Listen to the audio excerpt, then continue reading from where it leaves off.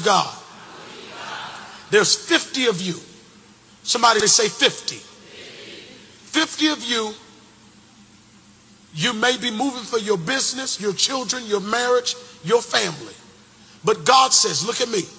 If you be slow, obeying the prophet, I'll be slow concerning what you've been praying for.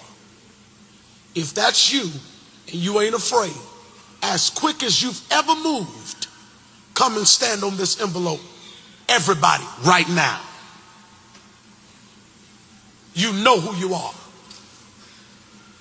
Hurry, Emo Shelemai. Get an envelope and stand on it.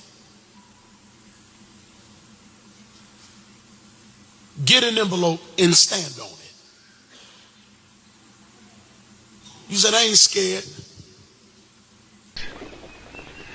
As far as the colored people were concerned, I feel that they were a good bit happier than they are now. They had less in the way of material things. But I can remember back in their 20s, when I was a small boy, they were always singing at their work. They had a great sense of humor. And now today, they just don't seem to care much about that as they used to. And I think they've lost their sense of humor somewhat, which I deplore. What do you think are the differences between the races? I think there's a refusal to accept responsibility. I think there's a lack of motivation.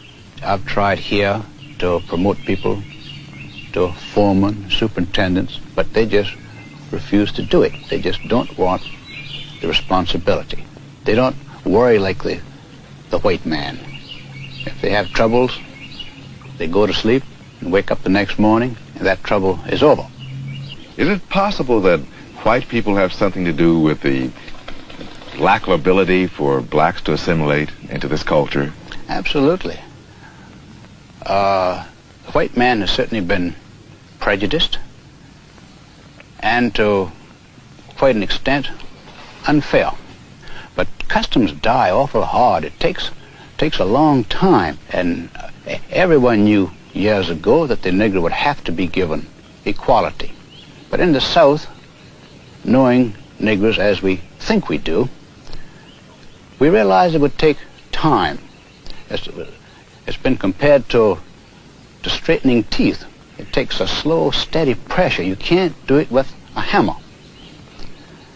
And white people's attitudes will change in time. I'm a lot more liberal than I was 5 years ago, and I know I'll be a lot more liberal 5 years from now, and I think almost everyone else is in that category. What has tended to make you more liberal? Well, realization that the Negro is a human being like anyone else. Mr. Hasty, what did you think we were before you began to think of us as human beings? Well, in a way, we thought of you almost as a very superior pet. Something, or rather someone, we had to take care of, because we had to do so much of their thinking for them. We had to do almost everything for them, except living their own lives. Anything outside, we had to do for them. So Daisy was my little playmate, my maid, my friend, and the daughter of old Catherine, who was a cook that we adored. And so all those years, we played together, and everyone was happy. We never heard of all these things that we hear about today. And there were nearly 100 enormous rice plantation with many animals around and a beautiful old house and about 100 colored people there.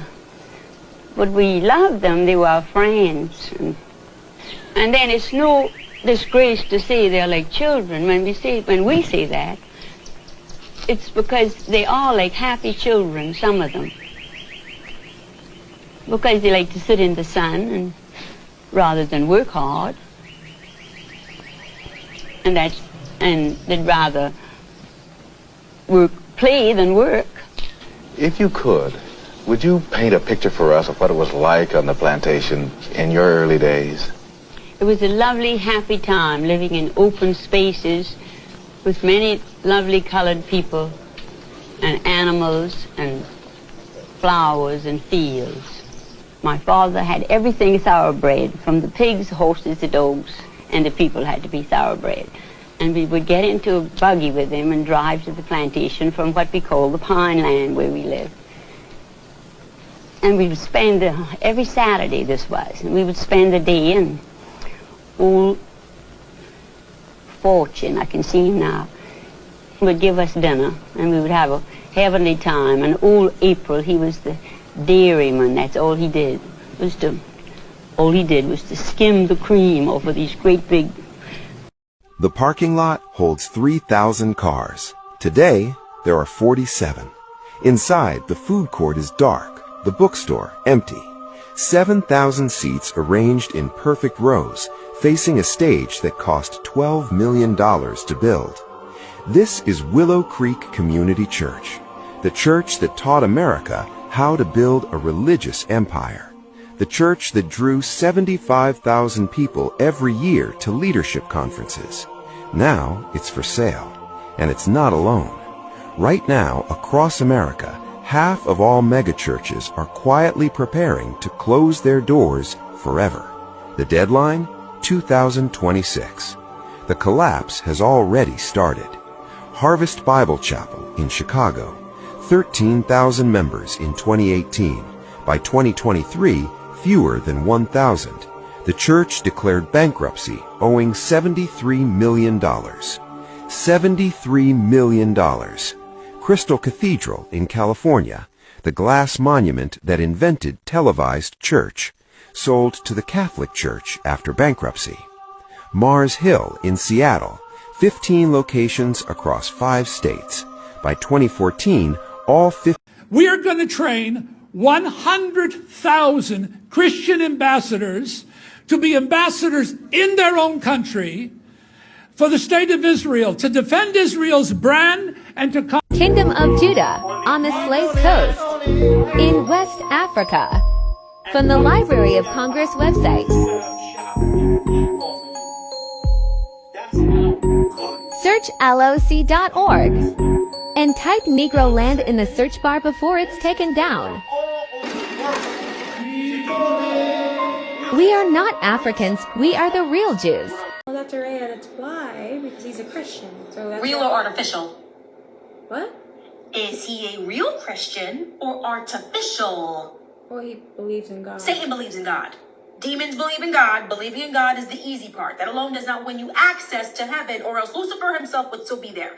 So this is what drives me crazy about you girly girls who are so easily fooled by someone because they memorized John 3:16. Do not be tricked by a person's claim of belief. Belief is simply information. Obedience is transformation. Belief acknowledges the throne.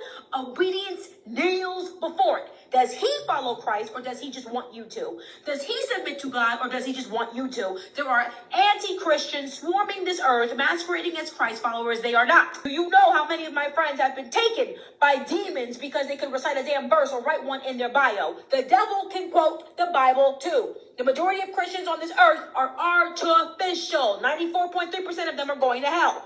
The very hell they like to send other people to, they're going there and they're first in line. They've got Bible verses in their bios and cancer in their mouths. Do not be fooled by their theatrics. Simply watch their behavior. Does it mirror that of Jesus? Is there humility, self-control, sacrifice, truthfulness, repentance? No. Then they serve his enemy. Do not be distracted by their antics and redirecting attention to atheists. They are worse than atheists. Atheists get a grace because they do not know. Artificial Christians actively serve the devil because, like the devil, they know God is real. They believe Jesus is Lord and defy him still. They know God is their creator and rebel against him still. That is the behavior, the blueprint, the language of the serpent. Knowledge without submission. A true follower of Christ obeys Christ. The question is not, does he believe in God? The question is, does he obey him? Demons believe. Disciples obey. So I'll ask again, Is he a real Christian or artificial?